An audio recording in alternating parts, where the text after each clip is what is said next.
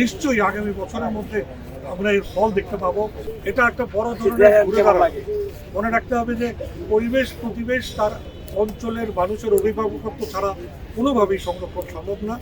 এবং উনি আজকে ঘোষণা করেছেন যে অরিজিনালি যে প্ল্যান ছিল যেটা অঞ্চল ভিত্তিক এখানকার লোকজনের অভিভাবকত্বের যৌথ প্রযোজনা এটার রক্ষণাবেক্ষণ হবে, সেটা উনি আবার প্রবর্তন করবেন।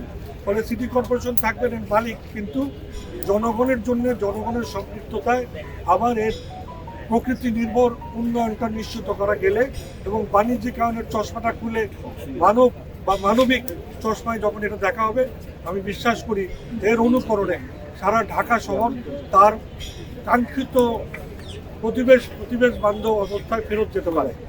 আর একটি গুরুত্বপূর্ণ বিষয় আপনি আজকে বলেছেন, সেটা আমাদের জন্য পরিবেশবাদীদের জন্য বিরাট একটা শুভ সংবাদ যে প্রকৃত ব্লু নেটওয়ার্ক অর্থাৎ আল্লাহর রহমতের দৃষ্টি উপর থেকে পড়ার পর সেটা যেন যতটুকু আমার দরকার সেতটুকু রেখে বাদবাকিটা নদী পর্যন্ত যেতে পারে।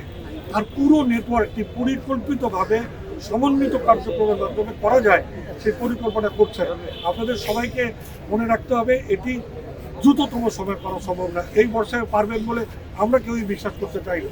তবে এই উদ্যোগটা যখন সমন্বিত হবে নিশ্চয়ই আগামী বছরের মধ্যে আমরা এর ফল দেখতে পাবো। শুধু দরকার আমাদের প্রত্যেকের নিজ নিজ দায়িত্ব। আমরা যখন বর্জ্য ব্যবস্থাপনায় ময়লাটা ফেলে দেই, তরল বর্জ্য লাগিয়ে দেই, আমাদের স্টর্ম ড্রেনেজের মধ্যে আমাদের টয়লেটের বর্জ্য লাগিয়ে দেই, এই সমস্ত জায়গা থেকে আমাদের ঘুরে দাঁড়াতে হবে।